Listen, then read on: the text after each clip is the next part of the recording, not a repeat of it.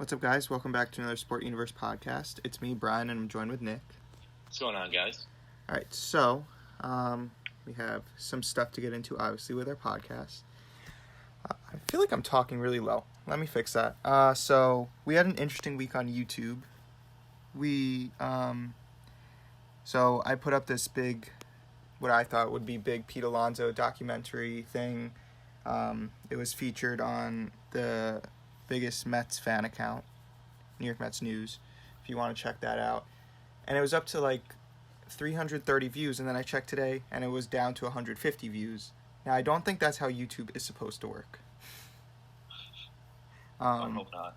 Yeah, so there's some glitch in the system, which is kind of annoying because I was working on it for a while, but, you know, whatever. It's at 200 views now, so it's gained something. But other than that, let's just get right into it. So we'll start with baseball. We'll do our usual thing. Okay, so Yasmani Grandal signed earlier this week with the White Sox. My opinions on it, I kind of did a whole reaction on it, and I feel like I went in depth on it, but I'll give a little bit of my spiel. As a Mets fan, I'm excited that he isn't on the table for the Mets because I feel like if the Mets signed him, they would have been making a big mistake in terms of money and everything. Yasmani Grandal is a really good is a good catcher. Not really good, not like he's basically Wilson Ramos, and the Mets already have Wilson Ramos, and there's no need for them to spend more money on getting another catcher when they have a lot of other needs that can be filled through free agents. Yasmani Grandal, the only real improvement he could bring is on defense, where he's good, but he has definitely struggled. I mean, 2 years ago in the playoffs, he was terrible. I think he was like basically benched because of his defense. And obviously that's where Wilson Ramos has struggled, but Wilson Ramos had like a pretty good year with the bat, and that was their main focus when they signed Wilson Ramos. So he got done what he was supposed to get done, basically. For the White Sox, it's kind of interesting. That was their biggest free agent signing.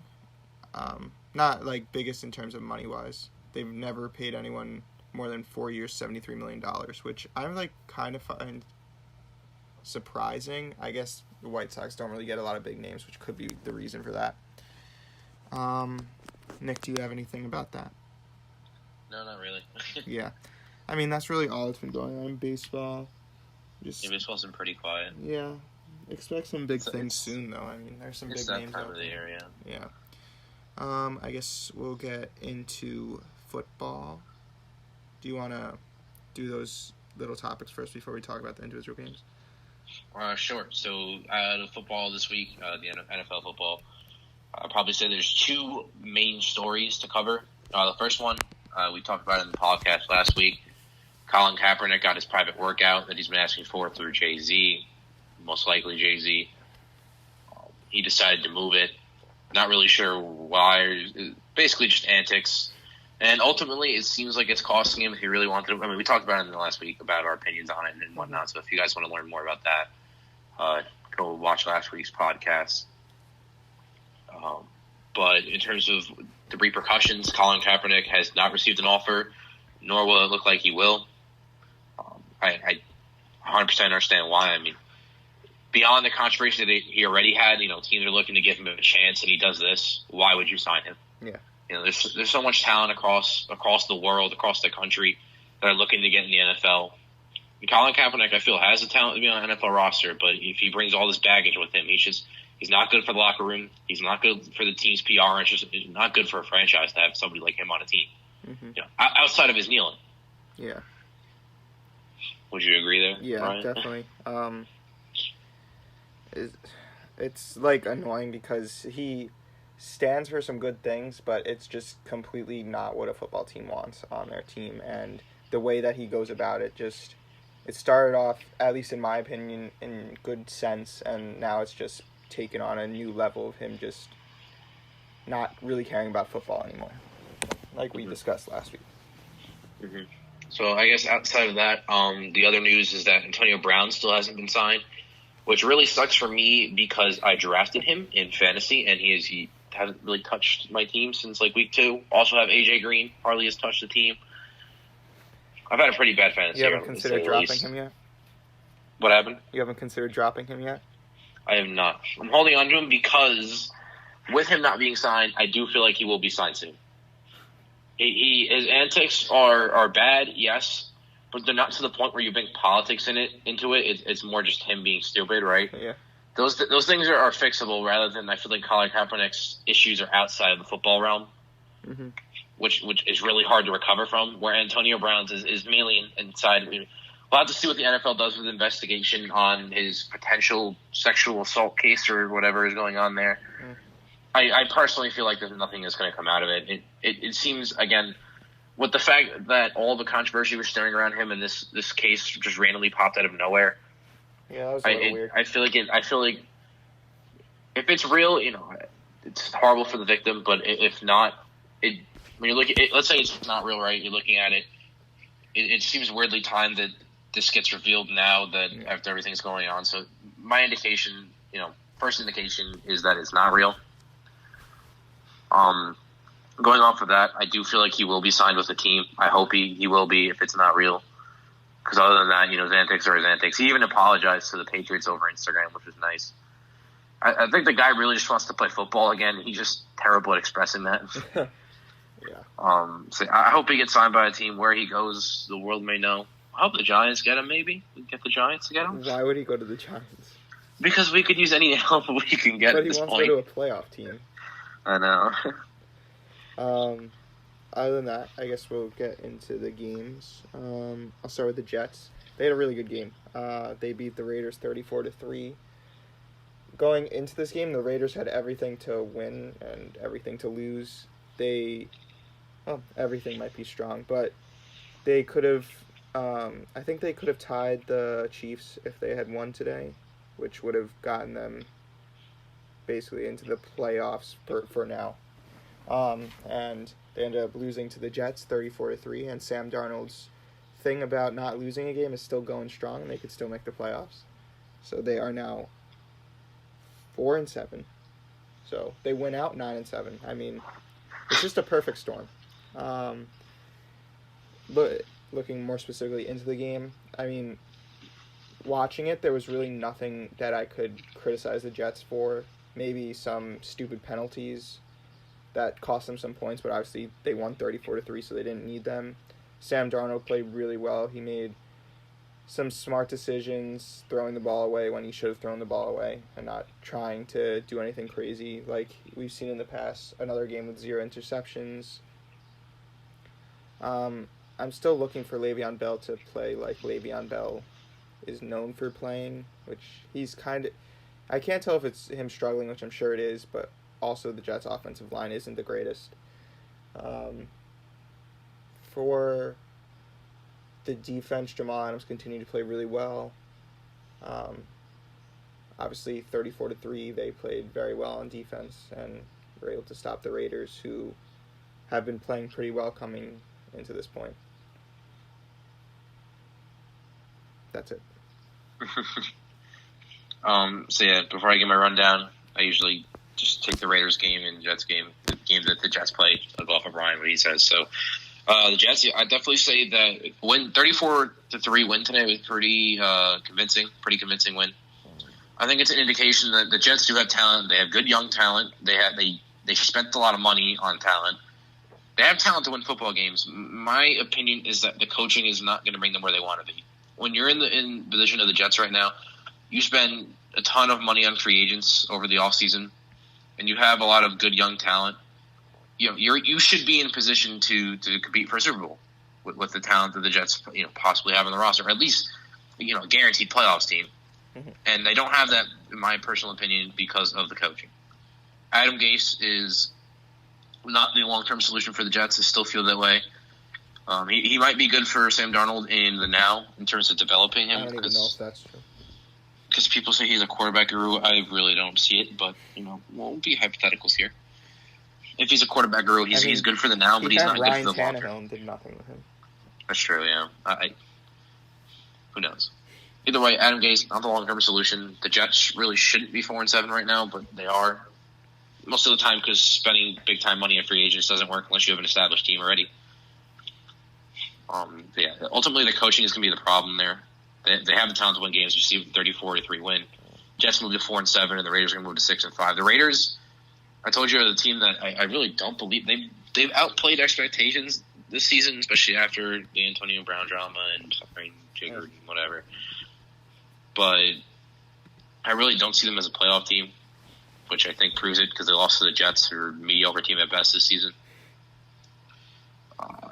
So yeah, that's the Raiders. There's not much else to say there. You kind of covered the basis of that. So the games for the week, we have Thursday. We have the Texans versus the Colts. Texans wins 20-17, pretty tightly contested game. Texans moved to 7-4. Colts moved to 6-5. Deshaun Watson's the real deal. Still an MVP running. So he's the highlight of the Texans game on the Texans side. The Colts are still struggling to find themselves after Andrew Luck had abruptly retired. So I don't know. The Colts could be a playoff team, could not be. We'll have to see. I think the Texans are most likely going to make the playoffs. So we'll see what happens there. Moving on, we have the Saints versus the Panthers. Saints win out 34-31. Pretty close game again. Saints moved to 9-2. Drew Brees is looking all right. He threw a pick today, which wasn't the greatest, but the Saints are the Saints. They're going to perform. And on the other hand, we have the Panthers, who've been up and down with Kyle Allen. It's really Kyle Allen has sparks of greatness, and then sometimes he's just terrible.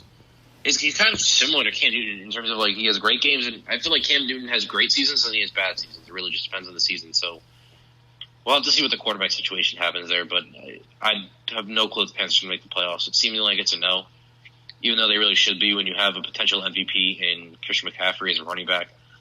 You have arguably, I don't even say it's arguably, he's at this point, he is the best running back in the league this year, and he's good by a decent margin he is. So, with that caliber of running back, you definitely should at least be in playoff contention, but I couldn't tell you. So Panthers have to figure it out. Moving on, the Redskins beat the Lions. Redskins went to 2-9. They're still terrible. Still need to find out their coach. Still need to draft. 2-9 is not great, but a win's a win. The Lions, Matt Patricia's putting himself more and more in the hot seat with every game that he loses. When you have Kenny Galladay, who has been arguably the best receiver in the NFL this year, has the most touchdowns. I want to say arguably the best, but elite receiver this year. I think he's definitely put himself as an elite receiver this year.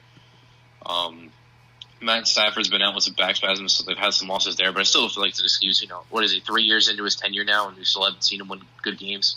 Mm-hmm. When at least, I don't think he's gone being over 500. So it's just, and it's funny because since the Patriots have gotten rid of Matt Patricia, it seems like their defense has only gotten better throughout the years of losing him. So, i.e., this year, best defense in the league. Yeah.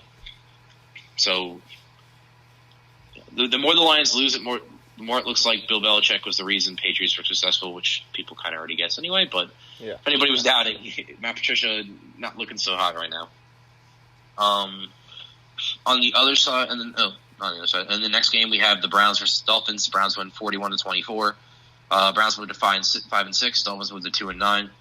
On the Browns side, it was a pretty good game for them. They were up 28-0 at the half, so they kind of lost their lead a little bit, but not terrible. I think this is the first game this year that Odell and Jarvis Landry had touchdowns in the same game. So to say, I've talked about the Browns over and over again, ego and the coaching. Definitely got to get rid of Freddie Kitchens, and they need to find some consistency because I still believe that they have, on an individual basis, they have the most talented roster in the NFL. With the record of being 5-6 this year, I don't know where they're going to land in the draft exactly. I don't think they're going to make the playoffs. But in their draft, if they just address their offensive line, because that's really their only need from a talent standpoint, and you hire the right coach, this team could really be something. You just got to find the right personnel. On the other side, the Dolphins, who were on won 2 games back-to-back, now fall to 2-9. Again, Dolphins are just kind of a mess. I really don't know what else to say about them. They need to figure out the quarterback coaching situation. They really need to get it all down packed. They'll be looking towards the draft. Now, I'm going to talk about the draft a little bit after I get through these teams, but it's getting to be that point in the season where teams are absolutely not making the playoffs, like a Dolphin team that's 2-9. So it's time to look at. Sorry, Brian got a phone call, so we had to stop abruptly. But Dolphins are looking towards the draft. Moving on, Buccaneers, Falcons. We had the Buccaneers win 35-22. Buccaneers moved to 4-7. Falcons moved to 3-8. Buccaneers have been absolutely inconsistent this year. Jameis Winston has great games. Sometimes he has terrible games.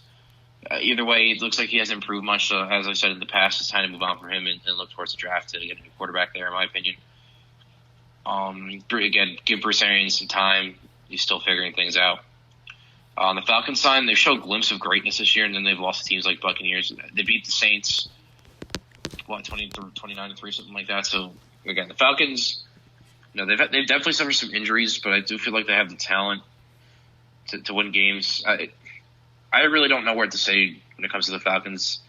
Because Dan Quinn, obviously, he's brought them to the Super Bowls, but at the same time, if it's not working, it's not working. It might be time to move on from him. That's the Falcons situation. Moving on, we have the Seahawks-Eagles. Seahawks won at 17-9. Seahawks moved to 9-2. Eagles moved to 5-6. In terms of the Seahawks side, I mean, they've been a great team this year. I think done much better than people expected them to be. The MVP race is pretty much between Russell Wilson and Lamar Jackson at this point. So there's not much to say there. Pete Carroll could really coach, and I think if anybody's, again, doubting that, you'd be ridiculous at this point. How many Super Bowls has he brought him to? How many great teams has he coached? The man can coach, especially on the defensive side. Moving on to the Eagles, they've suffered so many bad injuries this year, and now that I'm living in Philadelphia, I've definitely become a little bit more of an Eagles fan, even though I'm a Giants fan. So it's kind of confliction in the NFC East. But I have a little small spot for the Eagles now. I think Carson Wentz is really trying his best with the Eagles, but between the injuries, their secondary can't seem to not get it together. They've had so many injuries in the wide receiver category. Nelson Aguilar drops every single game-winning pass that he gets thrown. It's kind of ridiculous. He's looking like he's probably going to get cut by the end of the year if he keeps dropping game-winning passes. I hope the Eagles win out the NFC East, but losing teams like the Seahawks is not terrible, but they definitely got to find themselves. I think they're playing the Dolphins next week, so they definitely are going to have to find a win there, and they're going to find ways to win if they're going to win out the NFC East, and I hope they do, because screw the Cowboys. Moving on, we had the Steelers and Bengals. Steelers, by small margin, 16-10. Steelers moved to 6-5. Bengals moved to 0-11. In terms of the Steelers, I think they are a playoff team. We'll have to see. Their quarterback situation has been really iffy.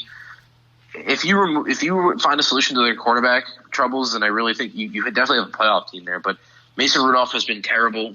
Beyond the scandal last week, he throws way too many interceptions. They even benched him at some point today. So the Steelers, again, quarterback they're gonna have to find a way to figure that out if they want to be a playoff team. On the other side, with the Bengals, 0-11, we talked about them before. Absolutely awful, coaching terrible, talent's not there. Worst team in the NFL by a good margin, and they're gonna get the number one draft pick going into 2020, and there's pretty much no doubt about that at this point, unless they go on some freakish run. Moving on, we have my Giants, and the Bears. The Bears won 19-14. Giants moved to 2-9. Bears moved to 5-6. So the Giants, absolutely atrocious. I can't deal with this team no more. They're just I watch them every week and they just lose. Our play calling on offense sucks. It's so non-creative. We hardly generate yards. Every single damn snap is Daniel Jones trying to scramble around because he almost gets insta-sacked every time. Our offensive line is terrible. Our wide receiver, we're on our third string tight end this week. Our wide receivers are mediocre at best, and you spend so much money on Golden Tate, and he's good, but he's not worth the money when he's not going to produce to the ability where he's going to give us W's. We're just not that type of team right now. We're essentially a rebuilding team, and to sign a wide receiver that's going to have medium impact for a large amount of money is just not a good move. I like Golden Tate. He just doesn't seem like he's helping. On the defensive side, I like to say our defense is Swiss cheese. It's terrible. I mean, we were making Mitch Trubisky making him look like Tom Brady in his prime out there today. It was ridiculous. It looks like Saquon looks defeated at this point. The man gets blown up in the backfield every single time they give him the ball. He had 3 bears on him every single time he touched the ball today. It's obvious his ankle's still bothering him. And it seems like his morale is slowly getting lower and lower with the team being so bad. I don't know if it's time to fire Pat Shurmur. I'd leave it up to the Giants organization, but something needs to change, and I'm hoping the drafts will be part of that. I think this could be a really good year for us, a turning point for us. I feel like after the draft this year, we'll definitely have enough talent on the roster to be a Browns time team where they have the talent to improve. It's just will they, On the Bears side of things, they're 5-6. I doubt they're going to make the playoffs. But Mitch Trubisky is just terrible. Except today he's good because the Giants suck. But the Bears' offense is non-existent outside of Tariq Cohen for the most part. So the defense can only hold off teams for so long. I really don't see them as a playoff team, which is just pretty bad. They had really high expectations this year, so it is what it is. Moving on, we have the Bills and the Broncos. Bills won 20-3. The Bills moved 8-3. The Broncos moved 3-8. In terms of the Bills, they've had a really good season this year. They're 8-3. That's a lot higher than anyone of them expected to be. They might be a shoo-in for the wild card spot at this point, as long as they keep playing how they're playing. I think they play the Eagles next week, so we'll have to see how that should be a good game. I hope the Eagles win, but I hope the Bills win at the same time because I don't know. I'm from New York, so you got to like the Bills a little bit. Who's the other wild card team? And that is a great question. What would be the other wild card team right now? It might be the Steelers, I think. Because right now, if we're looking at division leads right now, right? Yeah, it's the Steelers. In the AFC North, we have the Ravens in first. AFC South, Texans. AFC East would obviously be the Patriots. And then the AFC West is going to be the Chiefs. So if you're looking at teams and their secondary records, it's probably going to be, I think, the Raiders and the Steelers have identical records right now, and the Bills are in second. So I think that the Steelers will win out that spot come the end of the season. And then we're looking at the other side, just while I'm at it. The NFC North, we have the Packers in first, with the Vikings most likely going to pick up that wild card spot. NFC South, we have the Saints by a good margin. Possibly the Panthers could find a wild card spot. I doubt it. NFC East, it's kind of tightly contested, but the Cowboys currently have hold of it. That could very easily change, as I've mentioned. And if you're looking at the NFC West, we have the Seahawks. No, rather, we have the 49ers, and the Seahawks will definitely have that secondary spot. Definitely have a wild card spot. So it's probably going to be Vikings, Seahawks in the wild card slots. So those are like my picks for the playoffs, but it's also kind of obvious at this point who's looking like playoff teams versus not. Also, the Titans are 6-5, so they might be able to get it. Oh no, AFC I'd probably say is a little more contested in terms of the wild card spot. We'll have to see. Yeah, like you have who wins that out. And stuff there, so yeah. So we'll see. Moving on from the Bills and Broncos game with the Titans and Jaguars, as I just mentioned. The Titans are now 6-5. They beat the Jaguars 42-20, pretty convincing win. Jaguars moved to 4-7. Titans again have been really consistent. They switched quarterbacks. Coaching's not great. The quarterback play hasn't been great, so I really don't know what to say about that team. Inconsistent teams are so hard to really put a summary on because you really don't know. From week to week they could be good, and week to week they could be bad. So you just never know.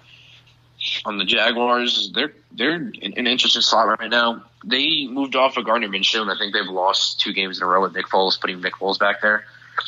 And Gardner Minshew is a really good quarterback, and I think he's definitely starting caliber. The issue is that the Jaguars signed Nick Foles for a large amount of money, and they're not going to play him when he's healthy, and they paid him all this money. Yeah.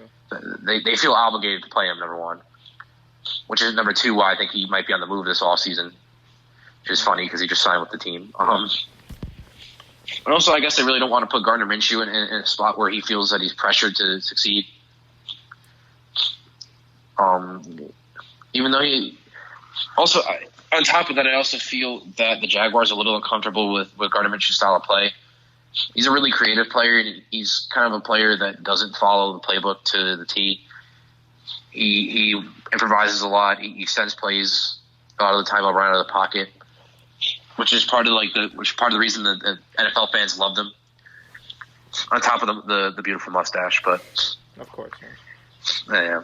So interesting situation there in Jacksonville. I don't think they're going to make the playoffs. They're 4-7. It really doesn't look like they're going to be able to achieve that. But it should be interesting to see whether they stick with Nick Foles or they move on to Gardner Minshew. Whatever happens, it should be interesting. Moving on to the final game of the week that's already been played, we had the Patriots-Cowboys. I'm surprised this wasn't an 8 o'clock game, but we had the Packers and 49ers at 8 o'clock, which is happening right now. I think the 49ers are winning right now.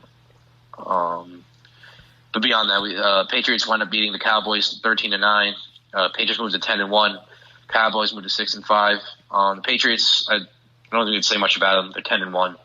They're the damn Patriots. Bill Belichick's best football coach that we've ever seen in our lifetimes. I think in the NFL's ever seen. So it's pretty incredible to be able to watch him in action. On the other side, I think the Cowboys are super inconsistent. They have so much talent on that team, and I really don't see what their issue is. Dak Prescott's been playing well this year. Zeke. Their offensive line's been their offensive line. So they really just can't put everything together. I think each week they're getting individual performances, like their secondary will do well, but their offensive line won't, If they could just put it all together, they could start winning football games. But I hope they don't, because I'm a Giants fan, and I'm rooting for the Eagles since the Giants have no shot at winning the NFC East. Talked about it, 49ers and Packers for the Sunday night game. And then tomorrow, Monday, we have the Rams and Ravens. I think the Ravens are probably going to win that game. Ravens are a pretty damn good team. But the Rams will see if they can move themselves back into the win column, because they've been very inconsistent this year. They traded for Jalen Ramsey. They still have Aaron Donald, and Aaron Donald. They should be winning games. Not much has changed, except Todd Gurley probably suffers a little bit more from his arthritis, so they haven't been running with him as much. But at the beginning of the season, it wasn't really an issue, because they're moving the ball, they're passing the ball more, and Cooper Kupp's stats are going up just as much as Todd Gurley's were going down. But they really haven't. I think they're kind of team like the Cowboys, where they haven't really put it all together yet. So we'll see what happens there. So that is your NFL rundown for the week in terms of games.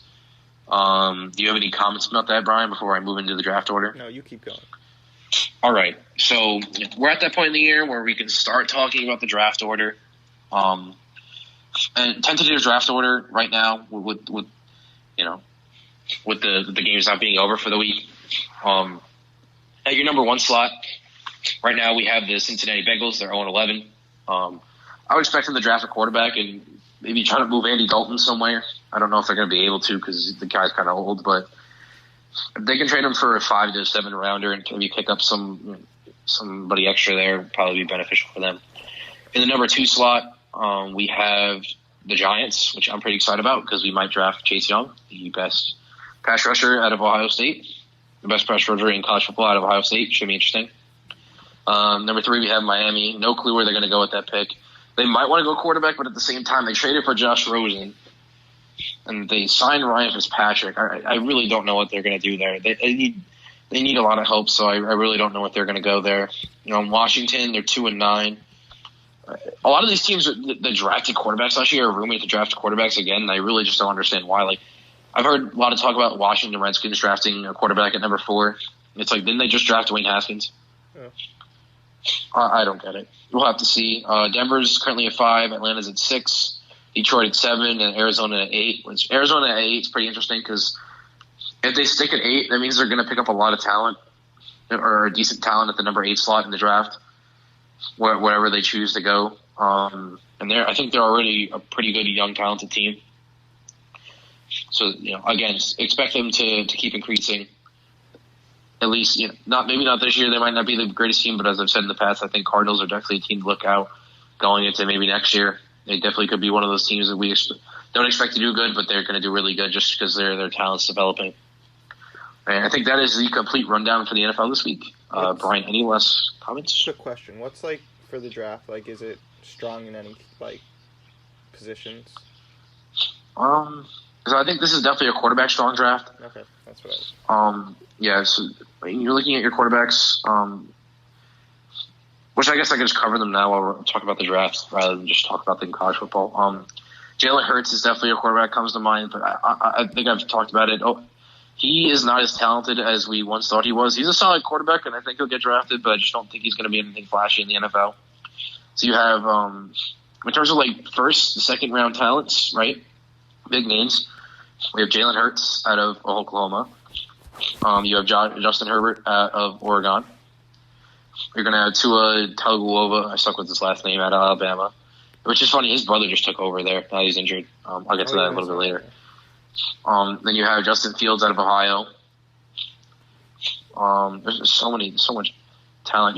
Maybe Jake Grom or whatever his name is. I'm stuck with his last name too. Out of Georgia, he's a possible person that he might enter the draft, even though he's been there for a while. LSU's Joe Burrows. He's up there. I mean, there's a myriad of quarterback talent in this draft. In terms of wide receiver, I think one wide receiver really stands above them all, and that's Jerry Jeudy. He has the prospect of being a generational type receiver. He seems to have the catching ability of like a Julio Jones with the route running of like a Golden Tate. I don't even know, extreme route running. His route running is so crisp. He's one of the bigger names, and then pass rushers was like Chase Young. Those are the huge names. But I digress. Ultimate, what I'm trying to say is just that this draft is kind of loaded with quarterback, so it's a big quarterback draft. All right. So I guess we'll get into the NBA now. I'm going to talk about the Knicks for a little bit, give Nick a little break. So the Knicks just lost to the Nets, actually, 103-101.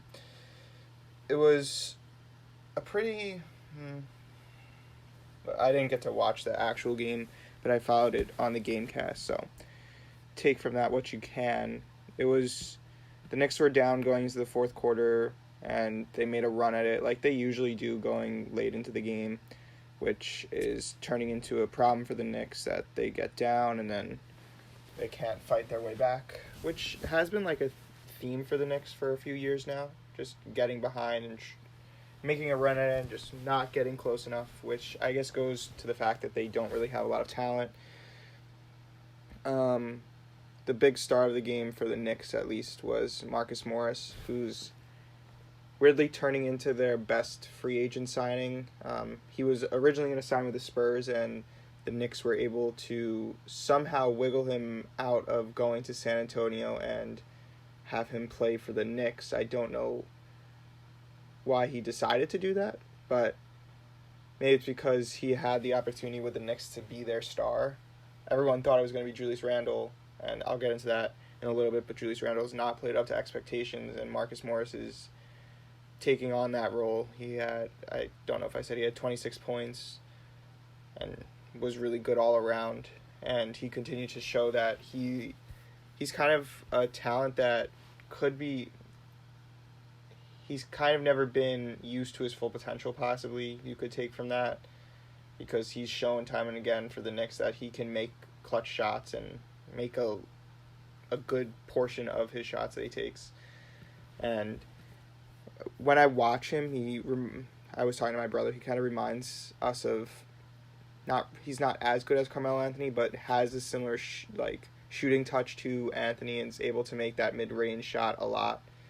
He's not really a three-point shooter, but he's definitely been playing really well. Another person that's been playing really well is Frank Ntilikina. I don't know where this has come from. He's always been good on defense, and he continues to be good on defense. And he's come after going through the Knicks trying to use Elfrid Payton, to some reason David Fizdale going with a lineup without a starting point guard. He finally got a shot, and he's taking advantage of it.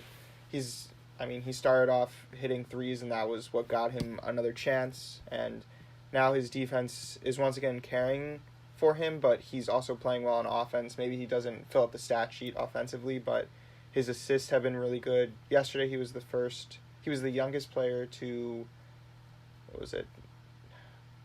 9 assists and 6 steals without any turnovers, which is kind of like one of those weird stats that don't really mean anything, I guess you could, because it's very specific, but it just shows that his defense is doing really well, and he's definitely contributing very well on offense. But that goes into my next thing that I want to talk about: Dennis Smith Jr. versus Frank Ntilikina. Who should start? Obviously, right now it's Frank Ntilikina, and Frank Ntilikina definitely deserves it. But kind of going into what Nick was talking about with Gardner Minshew and Nick Foles, Dennis Smith Jr. has a lot riding on him. I mean, he was the centerpiece for the Kristaps Porzingis trade. And as Kristaps continues to play pretty well for the Mavericks, Dennis Smith Jr. is just sitting on the bench. He's had a few okay games, like 13. I think yesterday he had 13 points. Today he had 10 points.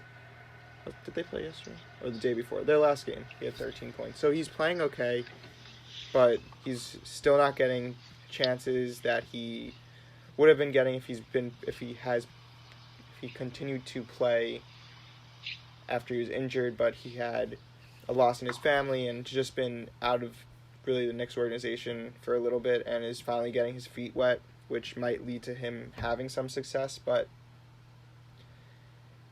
it's a very interesting situation because looking at it right now, it sucks to think that a 7'3" guy is not with the Knicks anymore and is on the Mavericks playing well while the Knicks have really nothing to show for it.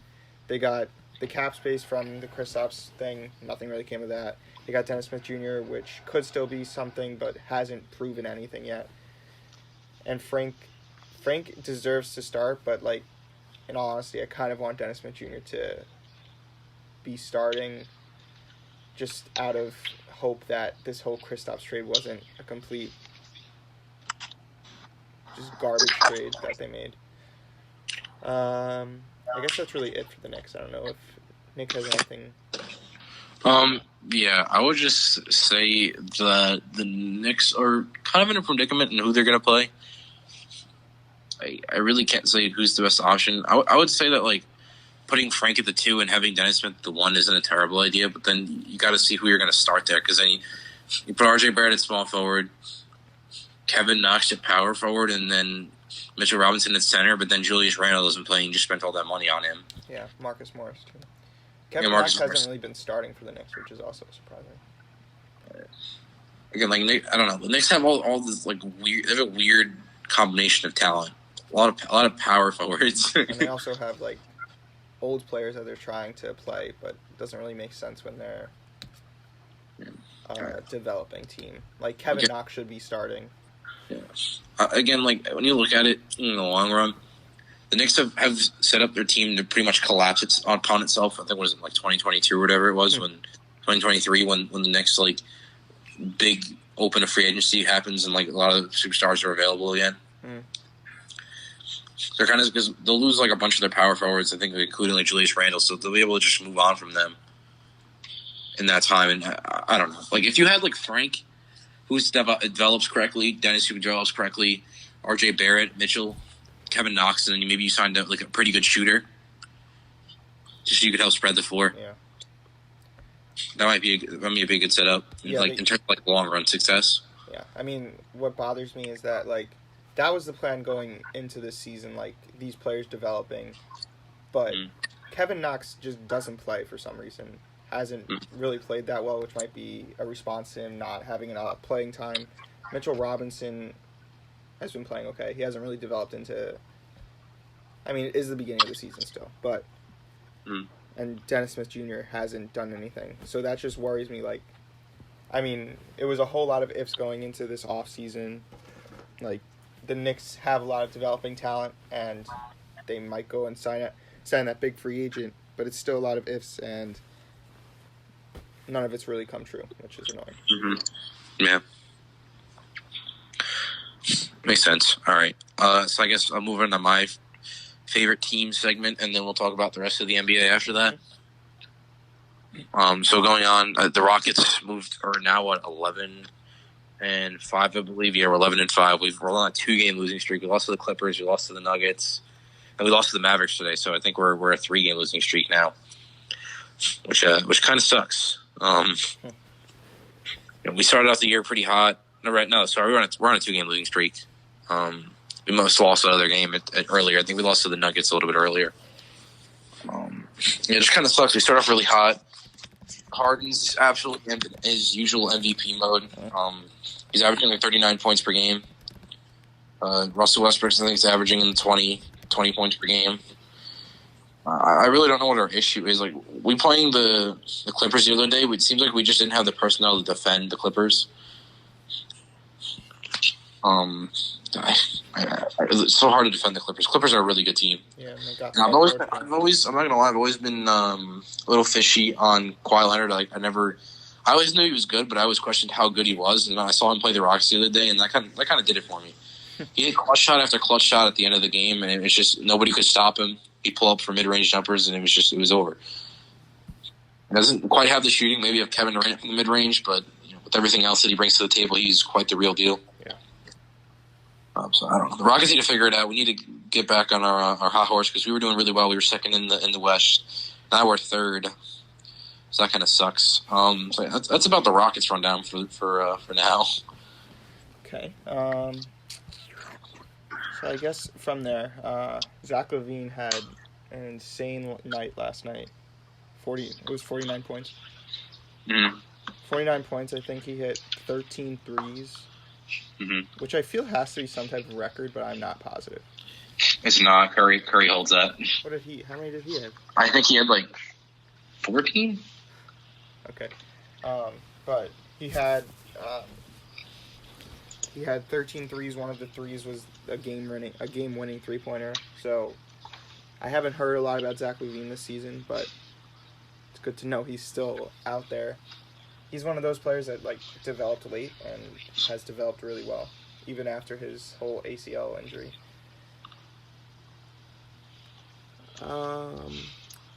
Yeah, I totally agree with you there. Just going off of that, I think his move to the Bulls has been really good for his career. I think he's really been developing well with the Bulls and being able to stand out. Beyond just a role player, which he essentially was at the Bulls. In terms of the 3-point record, it was 14 by Klay Thompson on October 29, 2018, so last year.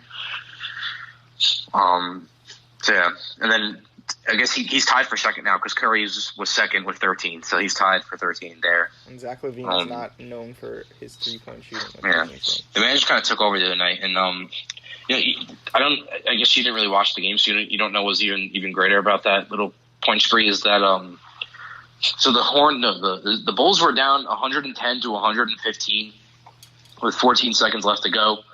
Hornets were taking free throws, they miss it. Zach LaVine gets the rebound, runs up the court, passes it to somebody at the 3-point line. The Bulls shoot it. I forgot who the player was. He hits the three, right? Yeah. Bulls are at 7 seconds left. Bulls are down by 2, 113, 115.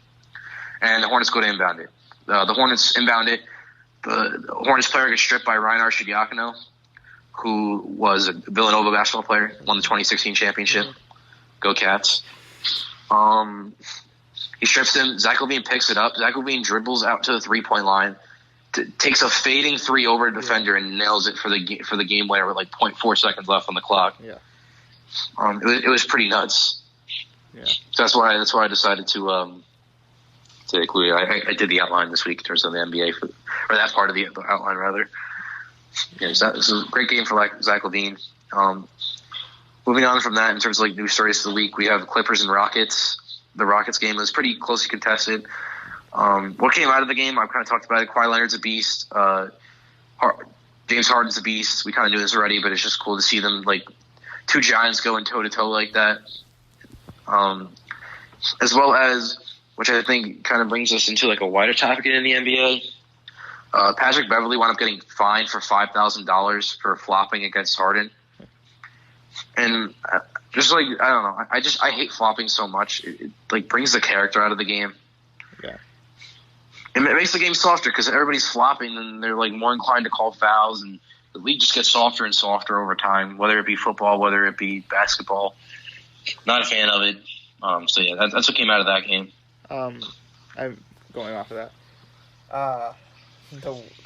This doesn't really have to do with basketball. When I see soccer players flop, it pisses me off so much because it's so the acting's not good first off, and then it's just so soft and like you said, and the first time I really remember seeing a player flop because it over the past 5 years it's definitely been the thing to do even though you're getting fined.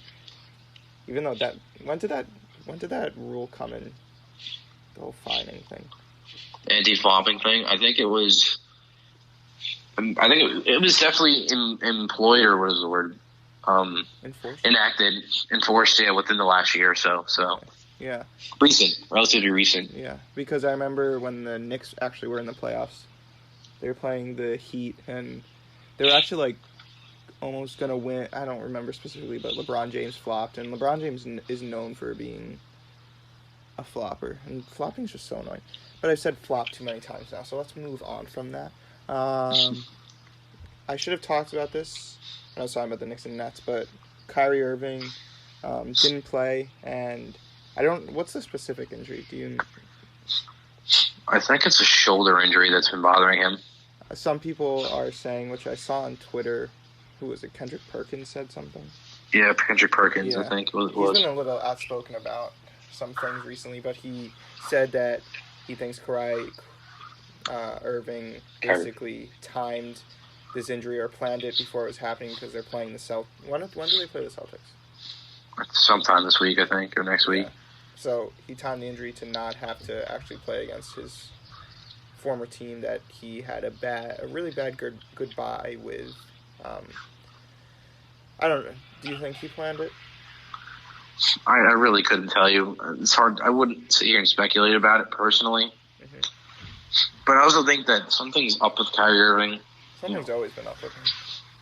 Yeah, ever since like the 2016 championship, where after they beat the Warriors, he's really like an ego, which is kind of throwing people for a loop. And then top of now he has a shoulder injury, which it almost seems like maybe a Kawhi Leonard type of thing right here. Mm. In terms of like he has this injury, no one really knows about it. He's sitting out. We're questioning why is he sitting out. That's true. If the injury is really this bad, shouldn't have been addressed earlier. As it seems like the shoulder injury, quote unquote, has been bothering him for some time now. Why hasn't he taken a larger action on it? Yeah. So it raises a lot of questions. We'll have to see what comes out of it. And also from that, there was like rumors that he's already upset being on the Nets that came out a few weeks ago, or like not that he's upset. Well, maybe that he is upset, but that the Nets are worried that something's going on with him. And, I mean, they haven't been playing well, first off, and now this is just kind of interesting. I still wish that the Knicks have Kyrie Irving, though, so. What do you want to do next? So I guess we're past 15 games into the season. Quarter of the season. Almost a quarter of the way through. I'd say maybe now is the point where you could start talking about MVP candidates. Right now, like top 4 in terms of MVP candidates, I'd probably say I'm not even going to rank them. I'm just going to say the 4 names because it's way too early, but just 4 names that are in contention right now. We have Luka Doncic, Mavericks point guard / small forward. LeBron James needs no further introduction for the Lakers. We also have Giannis, who won last year, Giannis Antetokounmpo, Bucks. And then finally James Harden, just strictly based off how many points he's averaging right now per game. I don't want to speculate too much on what's going to happen, but in terms of just Luka Doncic, I just want to say that regardless of whether he wins MVP this year, I think he's pretty much a shoo-in at this point, really early in the season. And if he continues the trend that he's doing, he's a shoo-in for at least most improved player, because he was pretty good last year. I think he's averaging like 20 a game or whatever it was, 22 a game. But he's averaging essentially a triple-double. I think he's averaging like 30 points a game or 29 points something. And then he's got like 10 assists and like 9 rebounds a game at a point guard. He's pretty much playing point guard for the Mavericks right now, which is just kind of nuts. He's only in his third year, or his second year rather, right? Yeah, second. Yeah, it's the second year. I don't know why it says the second year. So the fact that he's improved as much is pretty impressive. It's kind of like Russell Westbrook type numbers, except he seems to be a lot more efficient than Russell Westbrook was for the Thunder. So that's pretty interesting to watch. And then on the other side of things, we're talking of like Rookie of the Year. Right now, it's kind of narrowed down to 2 rookies. If the trend continues, we have John Morant, who's had multiple game winners. He's averaging the most out of any rookie in terms of points. I think he needs no introduction. Grizzlies point guard, doing very well. And then kind of the dark horse right now would probably be Eric Pascal, who's also a Villanova guy, also from the Westchester 914 area. So go Cats, go Westchester, New York. He's been very good for the Warriors. I think he's averaging 20 points per game almost. So two talented rookies there. Although, when you look at the entire rookie class, the rookie class is kind of underperforming right now. So, True. Not a good look for the 2019 draft class. But it's really. Yeah, Zion has not played yet, so I don't know what's up with definitely that. too early. Definitely too early to make any determinations. But it is what it is right now. We'll have to see how the rest of the season pans out.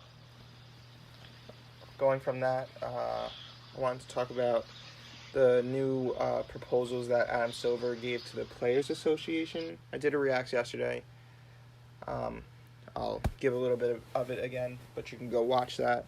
So he basically proposed 3 different things. All of them were focused around more fan engagement because recently there's been a trend, specifically this year, that there's a less audience to viewing games, specifically on ESPN and TNT, but you can generalize that to the whole NBA. So the first thing that he proposed was reseeding the playoffs. Now, he doesn't want to do a full 16-team reseed because he thinks that'll change the game way too much, and it could affect a lot of things that you don't need to know about.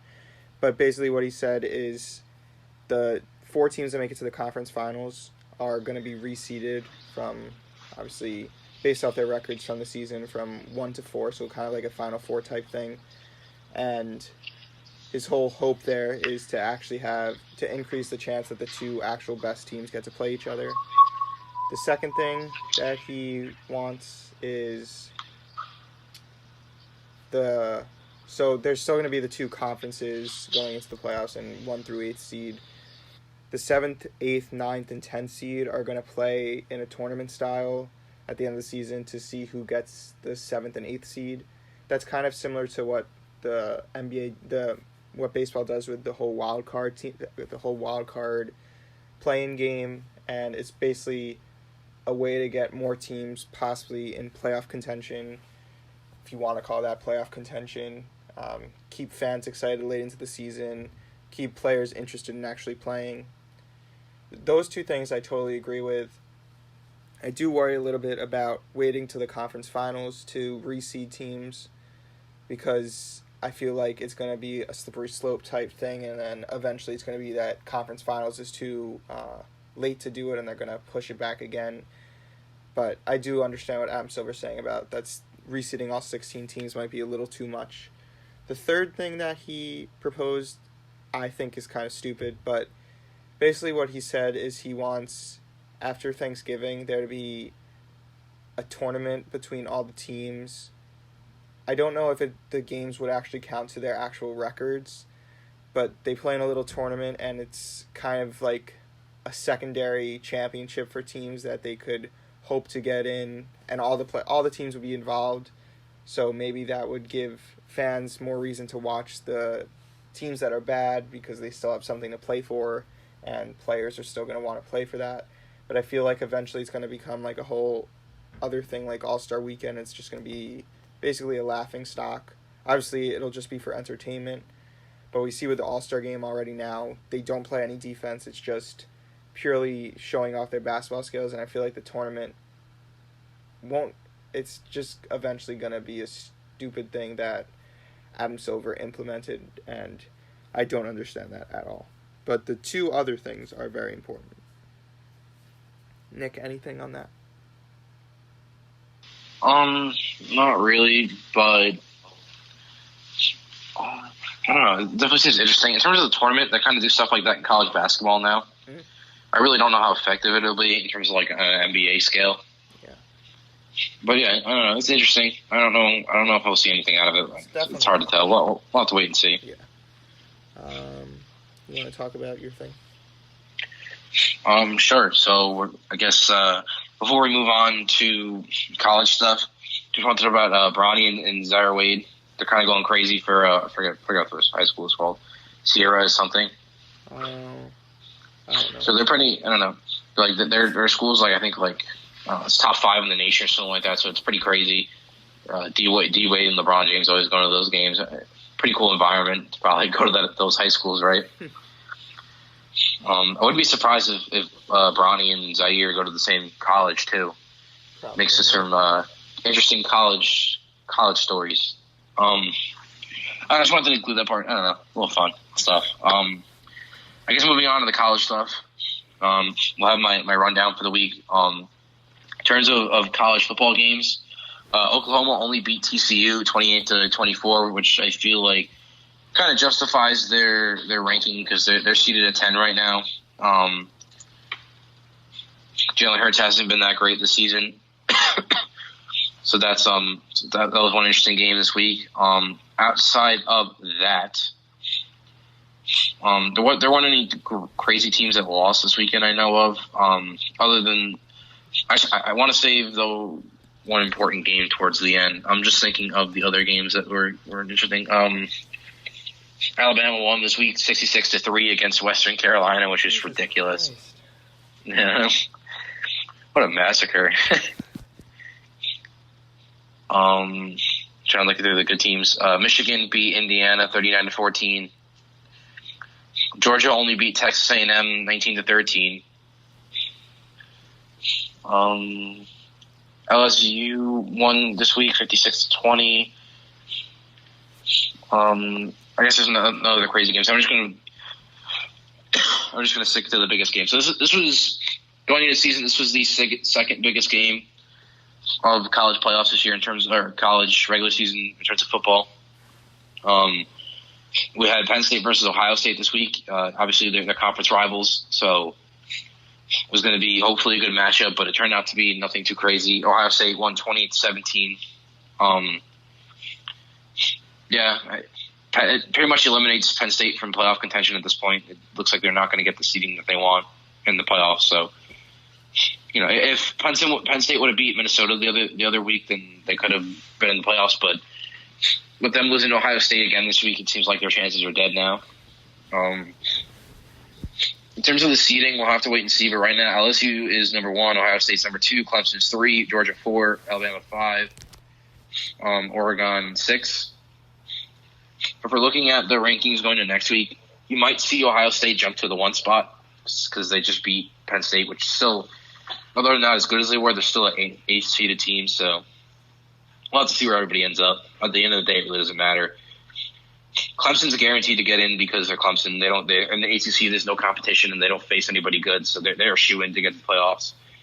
I think LSU will get in, Ohio State get in, and it's all about that 4 slot. That 4 slot could fall to Oregon, it could fall to Alabama, it could fall to Georgia. It really all just depends. If LSU beats Georgia in the SEC championship, then you'll probably see Alabama get into that 4 slot. If both Georgia and Alabama take a loss before that, Oregon could slip in. So, that's the only really seeding to watch for that 4 seed in the playoffs. Outside of that, it was kind of the other teams were kind of a lock-in. So you have LSU, Ohio State, Clemson as lock-ins for the playoffs. Moving outside of the FBS football, we have SCF. SCF playoffs are starting up, which is, if you guys aren't aware, what SCS is it's the lower seed of Division I football, which Villanova is in. So I'm pretty much watching it. Today was Selection Sunday, so basically they choose what team, kind of like the FBS. There's a committee that chooses what teams are in and what teams are not. And for the FCS, there's a lot more teams, so there's 24 teams in the playoffs, which is interesting. 8 teams get a first round bye, and 16 teams play the first round. In terms of the number 1 seed, the number 1 and the number 2 seeds are pretty much the teams to look at when you're looking at FCS football. You have number 1 North Dakota State, which is NFL caliber team at this point in the FCS. Like, they're ridiculous. If you guys don't know who they are particularly, their quarterback not too long ago was Carson Wentz, so there's a name to put onto the school there. And the number 2 slot, which is James Madison University, which they've been insane this year. They beat Villanova in a closely contested race. I'm sure you guys could just look at the bracket online, but interesting teams that didn't make it in were Townsend, and I forget the other team, but Townsend was a pretty good team this year. Fun fact about Townsend, their quarterback is Tom Flacco's little brother, who's 24 but still in college somehow. Guy's old as hell. Transfers a lot. In terms of Villanova, we somehow are away instead of home against Southeastern Louisiana, which had a 7-4 record. We had a 9-3, and we got a lower rated seed than them. What's up with that? Don't really understand that. As well as we were, in terms of the stats poll, we were an 8th ranked team in the nation, so we should have got a top 8 seed to begin with. But the fact that we didn't, I was like, okay, at least we'll get home advantage if we got away. So we got, in terms of being in the playoffs, we got some of the worst seeding possible. At the end of the day, it's football. It's any sport's any sport. You got to get out there and you got to win games. It doesn't really matter about the seeding. So we'll see. I'll keep y'all updated on the FCS as we go through each week. And then in terms of basketball, a lot of moving pieces going around here. Going off of Bronny and Zaire, I wouldn't be surprised if they go to Kentucky, both of them. Kentucky is known for accepting a bunch of 5-stars. They have a ton of 5-stars going into next year in terms of recruits. Which you guys don't know what 5-stars are. It's like, in terms of coming out of high school, you get slapped a star on you in terms of what talent you are. And those stars go from 1 to 5. So if you got 5 stars in your teams, then you're a pretty good team. Or you had a good recruiting session, which I'm sure Bronny and Zaire will probably be just off of name recognition. They'll be 5 stars. Those are the teams they go to once they graduate high school. But I digress. Villanova, we moved to 4-2 today. We lost to Baylor. Speaking of flopping, I've never seen a team flop more than Baylor did today. I mean, I counted like 20-something flops throughout the game.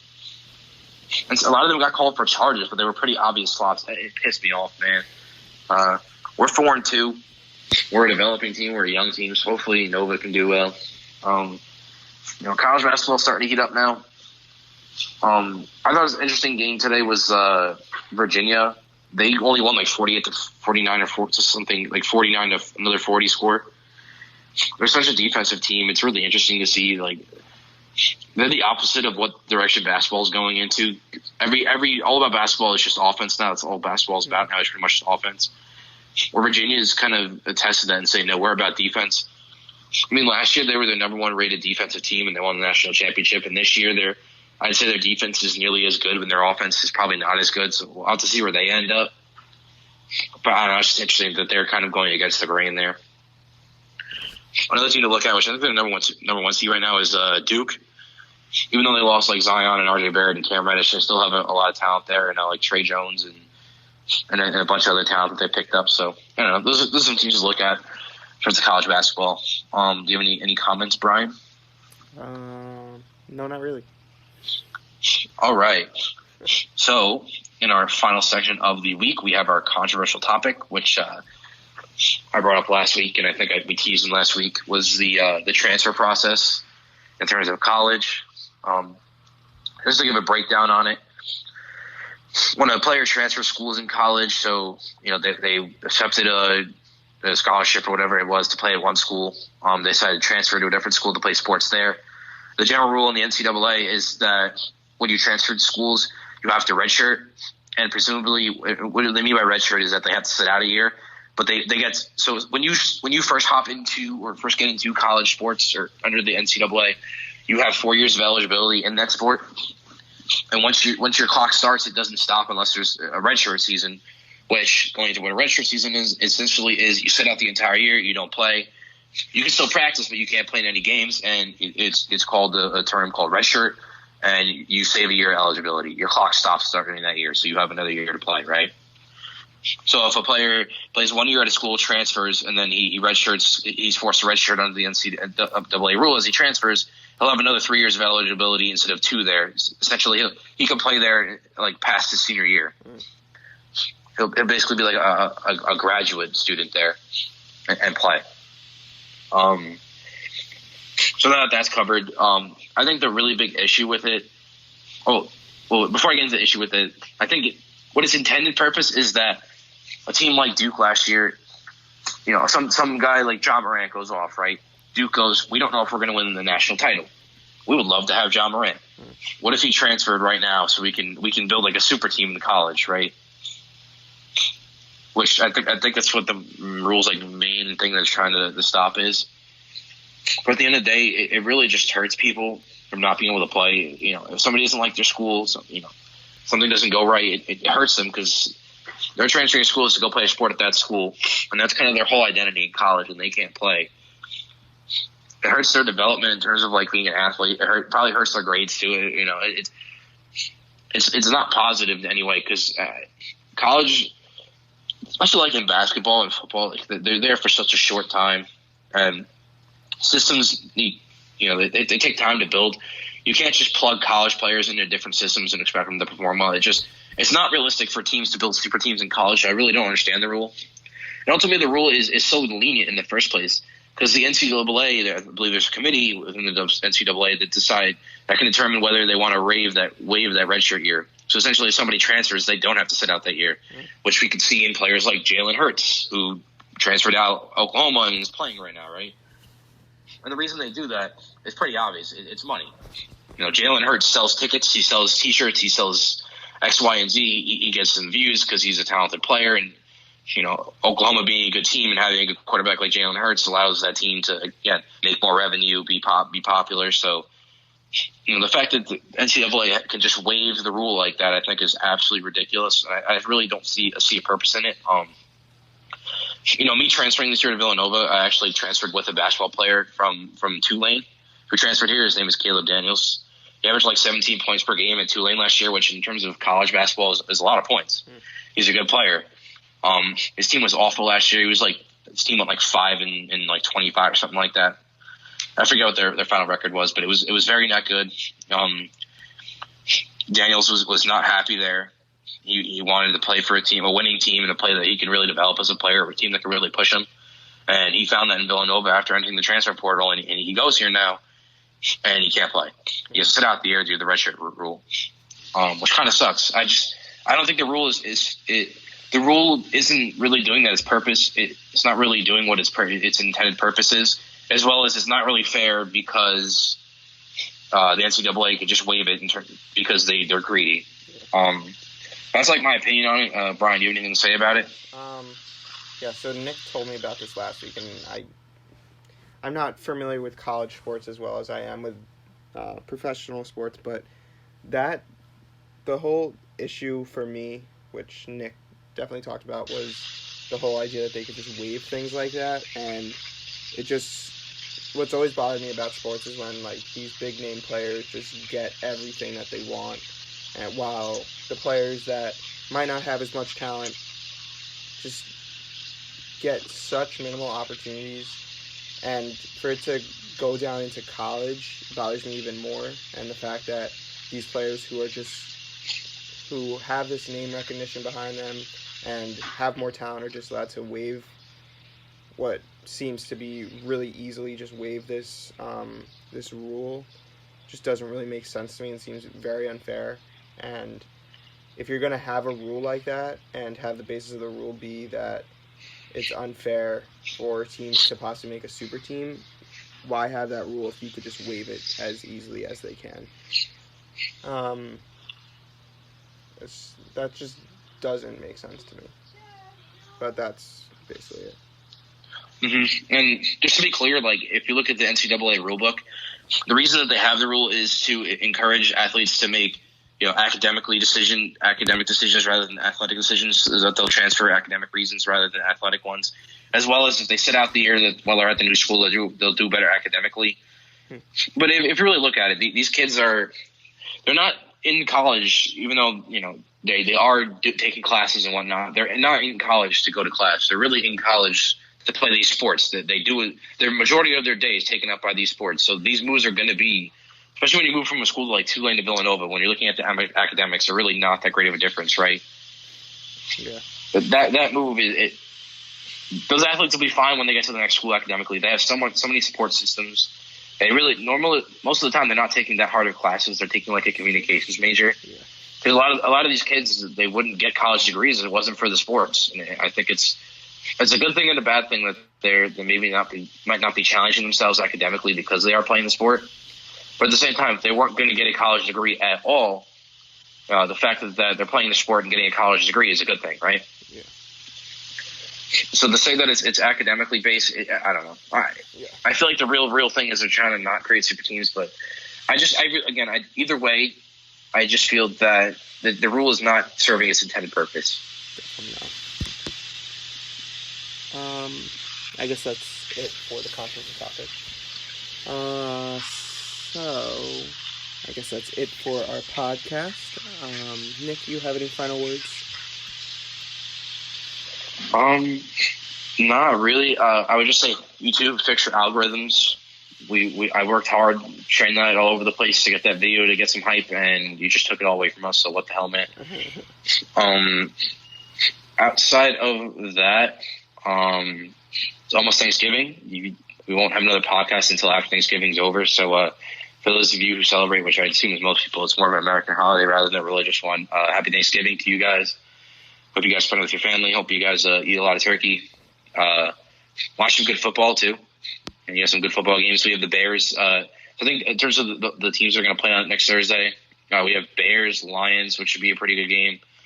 Falcons, Saints, and I forget what the other team was. What are the other teams that play on Thanksgiving? I can't remember. It's always the Lions and another team.